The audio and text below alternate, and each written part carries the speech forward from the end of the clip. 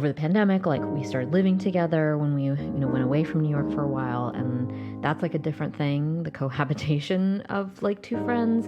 And we had already at that point, our finances were already entwined like with the business. So we already have like shared finances. We have like a legal relationship through our business, through our LLC. And now we're living together, back in New York. So it's just, I think there's been like iterations of us being friends and being family, and like now in a like biological sense also.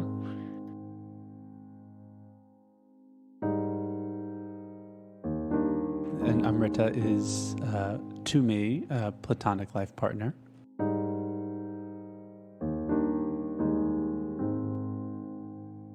I would love to listen to you talking more about your life and the ways in which you've made, a really unusual and I think some idiosyncratic set of choices. And I've been so impressed by the ways in which you create community everywhere you go intentionally and create artistic community in particular. So I feel really grateful to be your friend and to be doing this podcast with you. Welcome to Don't Think Twice. Vijay and Stevens is the writing and producing duo of Amrita Vijay and Andrew Stevens. Best friends, business partners, creative partners, and now, soon to be co-parents. This podcast has been about living an unscripted, off-the-beaten-path life as freelancers. In this special run of episodes, we will be exploring a different kind of unconventional choice: our decision to become parents together and to raise children as platonic partners. As we find ourselves midway through this pregnancy, we are joined by our friend, Marina Weiss, who graciously hosts these episodes and helps us get to the bottom of many thorny questions. What I understand is that, you have chosen to be business partners. You've chosen to be parenting partners. We met in 2011 as two desk jockeys. And had a traditional just friendship, professional relationship, and then, friendship after work, grabbing a drink. Very quickly recognized that we enjoyed being around each other as friends do. When you click with someone. We went on vacation like 3 months after meeting each other to Miami. Accidentally went together. We were supposed to be like a group vacation, and then no one else went. No one else bought a ticket, and then we were like, "Well, is it weird?" And then I left the job, but we were started to talk about, just throwing like house concerts, getting creative people together that we knew to do whatever it was that they did, and inviting people over. So that happened maybe a year, not even, into our relationship. So that was sort of the seed, the beginning of us, quote unquote, like working together in some capacity outside of, the office, like co-producing, and we didn't think of it really like that at the time, I think, but that's really what it was. We were doing like house concerts. We had like a whole curation plan for those that was really kind of overwrought, like in retrospect. But yeah, that was like sort of early project, and then it wasn't like a formalized relationship until we started our business, but that was not until 5 years later. What was the initial decision to collaborate? The inspiration was just because we were working at a music agency during the recession, and like both feeling really disillusioned with how uncreative the programming was. We just were really, I think, responding to that and wanting to do something that was really immediate, really hyper local, really hyper multidiscipline. So I think that was even from the start that we were trying to pair two different disciplines together and try to see if we can find a common theme between them, or like ask people to interpret a common theme through whatever their medium is. I had a vision of moving to New York, and that there being like some artistic community, a romantic vision of there being an artistic community in New York of people who first and foremost want to make their art, want to do their art, want to understand what other people are doing, And we didn't quite find that initially. We did have people in our social circles who one, felt the same, and two, are artists understanding the same thing about, New York City in 2008, 2009, 2010. And in that way, I think we gravitated to each other even without articulating it to each other, because we had a shared vision of what we wanted, what we thought New York life would be like, and simultaneously what we wanted our life to look like. That's a nice thought. I don't know that I've ever summarized it so neatly, but yeah, I love that. Well, I'm just trying to think, why were we, we can make a lot of friendships, whether it's in school, in work, and some last for a season and some last longer than that. But ours, and I have many friends from both of those eras, right? Scenarios, work or school, but ours has developed beyond that. And I wonder if partially it's because we do understand that we share a vision for our life, and maybe have worked to understand how our shared vision doesn't have, because we don't fit together in a romantic or traditional capacity, that doesn't mean we can't have a shared vision for the rest of our life together. Yeah. Right. And I think what's beautiful about that shared vision is that, unlike a lot of people's romantic shared visions, it is explicitly inclusive of folks outside of your romantic sphere. And I think it's part of what draws people to you and into your community. Even people who don't produce art want to be part of your chosen family in order to witness and observe and feel part of something so generative. And I remember talking about this from the very beginning. We were talking about, we just want a friend, communities of people, and more than just artists, to your point, just communities of people that are our chosen family. I mean, I know we're not there yet in the conversation, but here we are. Well, why don't we get there? We'll circle back to some other places in the conversation. Tell us what you mean by chosen family. I mean, everyone that you invite into your life in an intimate way, transcend sort of the typical ways you interact with your friends. By typical, I mean typical boundaries. The I think social that we sometimes boundaries place on that relationship, because it's such a catch-all phrase, and that's something that I think comes up a lot, is that a friend can be someone that you have lunch with at work once a week or every now and then. Oh, that's my friend.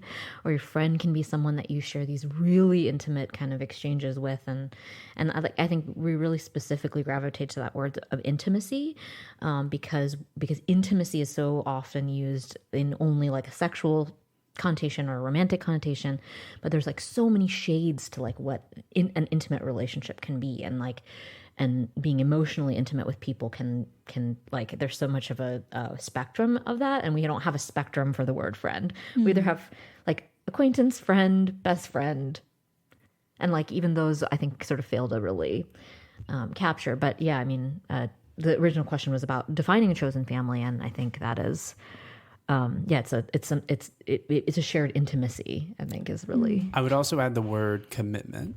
I mean, I think there's whether or not you like it in family, you have a sense of obligation to family often, or if you don't, it's something that's a lot of times fraught and requires a lot of processing, a lot of understanding that you're not obligated to your family. But when I think of chosen family, I think of an intimacy, but I also think of a commitment to my friends to be there, because friendship can also often be even if it's a deep friendship, I think socially we provide ourselves with a little bit of an out, but it's just a friend. It's not a partner. So there's only so far that I need to go emotionally. There's only so much commitment I need to make. And when I think of my chosen family, for me, the commitment goes much further than just a friendship. And that doesn't mean that it doesn't respect boundaries. That doesn't let people be who they are and come and go as they need to. But it does mean that if someone asks me for something, it just like a family member would. It does, and it will require sacrifice on my part at some point. for, in the heaviest of situations. But that's what it means to be in a chosen family. That is not, it's not always just convenient and fun and good. It's also supporting the other through stuff. other stuff. Yeah. And so there's that dimension of chosen family, and then there's also the family that you're literally creating, with the community building as well as with each other. And I wonder about, for you, when that felt like it was going to that deeper level of friendship, beyond just, the friend who you went to Miami with by accident by himself. Was there a moment that you could point to that felt like, oh, Andrew's chosen family now? I think that's an interesting question because we have some templates for romantic relationships. We have certain vocabulary for them. We have certain mile markers. We have certain questions that we ask each other to understand. Where are we right now? Defining the relationship is a huge part of romantic dating, and that's not something that really exists in a friendship scenario. So I think the answer is no.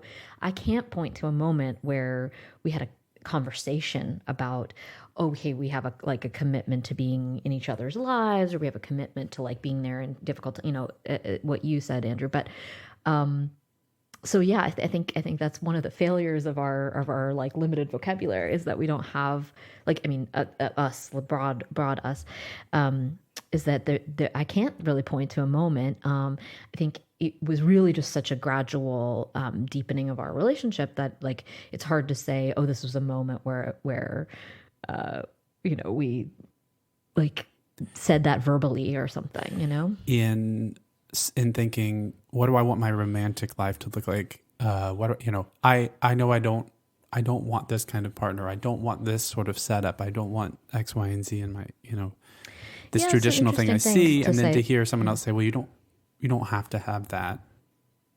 Don't be so quick to put everything into one basket and say, either I'm married with a family, or I'm single and childless, for example. Mm-hmm. And that teasing out which are two options, but they're not a binary option. Right. Yeah. And so having individual conversations well, you don't have to have that. Or it's what if I don't want to have the kind of romantic relationship where I end up having to progress to moving into that with that person, or getting married to that person. And I'm speaking very personally here. What if I, Amrita, don't see myself as the type of person who is someone's wife? I just don't see that role as being something that I aspired towards. So where does that, what does that mean? Does that mean that I then don't and I think there's still questions to answer there. But what does that mean for what type of relationship I can pursue, or I want to pursue, or, and what does the setup look like? And again, that it's not necessarily maybe a binary choice. Either you are the marrying kind, or you're this bold and brassy, doesn't need anyone ever kind of woman. Yeah. And I hear you talking about these social messages that we've received about pairing off versus aloneness, and childbearing versus not. As we get this podcast started, I'd also love to ask you to explain to the audience a little bit about how you grew up, because I think that will be helpful context. So can you tell us a little bit about what your family story was? We can start with you, Amrita. Sure. I was born in the United States. My parents were not. They were born in South India. They had a very unconventional marriage themselves. They have a mixed caste marriage, which was highly controversial at the time. Match. A love match, as they say. And I'm very close with my sibling, my sister and I. She's 6.5 years older than me. She was sort of a maternal figure to me growing up, provided a lot of parental care and stability. So it's been really fun as an adult, kind of recalibrating that relationship. And she got married very early by my standards. She was married when she was 24 to a man that she met when they were both 19. And in many respects has like a sort of very conventional setup in terms of her family that way. So she has two children,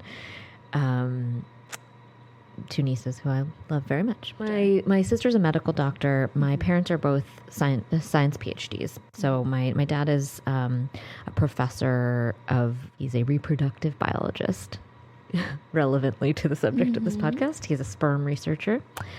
My mom was a plant biologist, but has made a career change and around Y2K, actually, and is now a coder for a telecommunications company. And did your parents meet through biology? They did. They met at science camp. Yep. Andrew, do you want to tell us a little bit about what family meant to you growing up? I'm the youngest of two. I have an older brother who's 4 years older, born and raised in North Georgia. My parents are both born and raised in the South themselves. My mom from North Carolina, outside of Asheville, North Carolina, and my dad outside of Atlanta, Georgia. I was born in Gainesville, Georgia, and at the time my mom had only graduated high school. And so when I was a baby, she enrolled in college, working full-time during the day, going to college at night. And when I was 8 years old, she graduated college and was an accountant and has since became a CPA and then now owns her own firm. My father worked for a trucking company for decades. He was a truck dispatcher, primarily in the chicken industry. A position he didn't care for and had nothing to do with what he wanted to do in life. He went to the University of Georgia for broadcast journalism and had ambitions to do that. But his own inner demons and family dynamics got in the way. My brother married when he was 24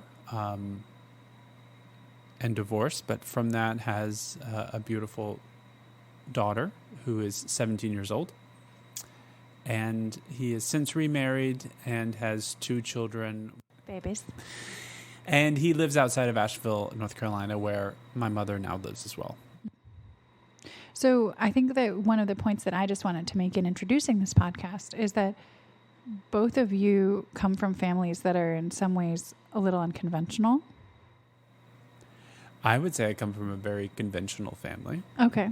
I stand corrected. A very conventional American post-1980s family, in that they're separated. Divorced. Mm-hmm. Divorced. Mm-hmm. They separated and divorced, yes. Well, that is conventional, absolutely. But this idea, I think that our culture really raises us with ideas about marriage and love and commitment as being like milestones that each of us will approach. And I think that, it's just helpful for our audience to know as they get to know, especially both of you, to think about, how your ideas of family were shaped by your early experiences. And I think the idea, obviously, it's very conventional that folks are divorced now.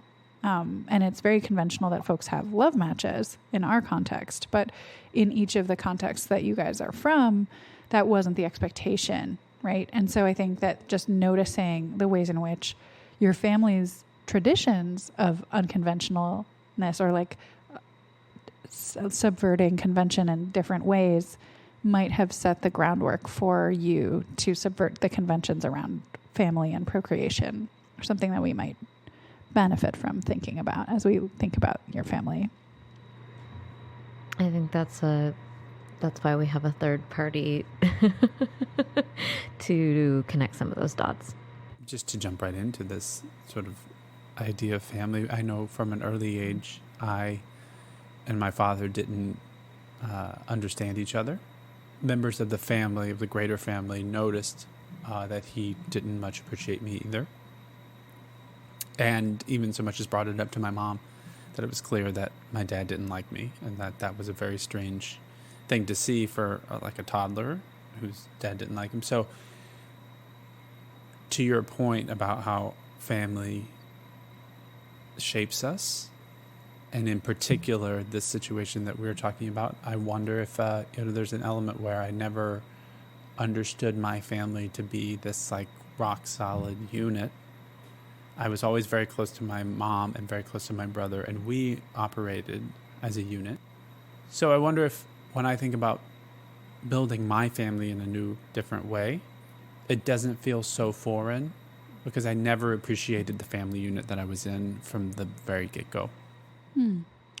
And I would add to that, you didn't have the dad that ideally you wanted to have, and you're going to repair that by being a dad who will be caring and be present and perceptive. I mean, I think that's a lot of what your thinking has been in preparing for the arrival of this child, is thinking about what kind of dad you want to be and what kind of presence you want to have, being more present than you perceived your own father to be when you were younger. And my brother is the dad he never had also. And while my brother lives in a conventional unit with a wife and kids under one roof, he doesn't value that more than he values the way I live my life, meaning that works for him, but it's not uncomfortable for him for the way I'm choosing to build my family. Fundamentally, we both have an understanding that it's about being a good father, and that can look like a lot of different things and in a lot of different setups. I don't know that I have quite the same kind of I think a really beautiful but neat narrative about that. I think that my parents were very intent on making sure that with two daughters that they were very much instilling that we could do anything and that there were no limitations. And I sometimes reflect on like how that might have been different if they had remained in India and raised us there. And I think that maybe I have taken that and run with it and exceeded what they may have intended for that message to be. But I think it very much comes from being told that we can't do anything. They still don't fully understand my choices in life and may have had some expectations that I would be married in a more conventional setup. I think they had kind of given up the idea that I was going to have kids at all. Had hoped, but maybe not really thought that it was going to happen. It's not something that they imposed on me, like that they were trying to pressure me to get married at a certain age, but it was definitely something that I think has surprised them that I have chosen not to do, that I've chosen to have a less stable profession than they might have wanted me to have. And that's something that they are, I would say, accepting of, but don't fully understand. It's so interesting that you say that, because I hear that there was this kind of, for you and for them, when I hear that you're describing this moment of ascribing this to their permission to do anything that you want, or being told that you can do anything you want to do. And there's this idea of the fantasy of that in their mind and the fantasy of that in your mind.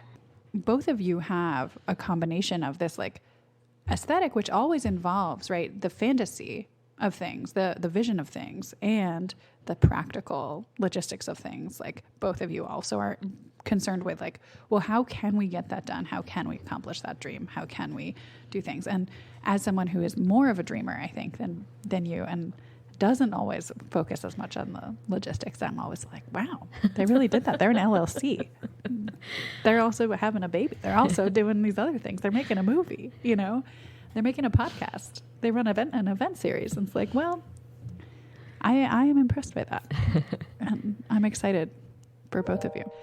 I think we should say, before we close this portion out, just a little bit about maybe what we're each hoping to do with this podcast. For me, I hope to build on what Andrew and I have already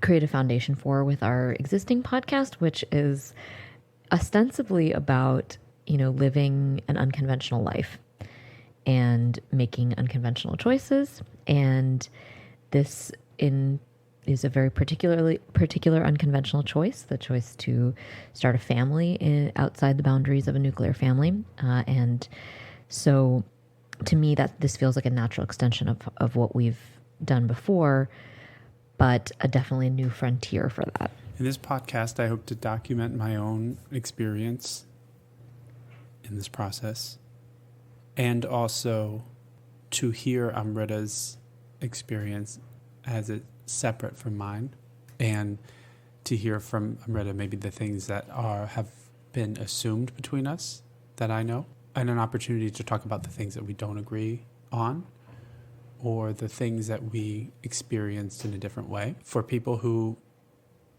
may be in a similar situation, who may be contemplating a future that scares them because it's outside of convention, and for myself in later years. In this podcast, I hope to play the role of the audience and allow you to say things to each other that you might otherwise not have the opportunity to say, by being the naive third who gets to ask the questions about the life that you live together and the life that you plan to live together. I hope to also foster a space where you can share the feelings that come up through these discussions in a way that feels real, because I know there's a lot of important decisions that you're making together about your lives, and I know there must be big feelings that accompany some of those decisions. And I'm really excited to be involved in this with both of you. And we're so honored people. To have your presence. Your necessary part. Yes. Over the next several episodes, we will dive into our decision to have a child together as friends and answer a number of questions. Why now? How did we conceive? How did we navigate the medical and legal complexities? What do our families think? What about dating and sex lives? In the next episode, we'll discuss how we decided to become parents and why we did this together. Dr. Marina Weiss is a clinical psychologist and a poet, and she will be our host for this special run of episodes. You can find her at marinaweiss.com.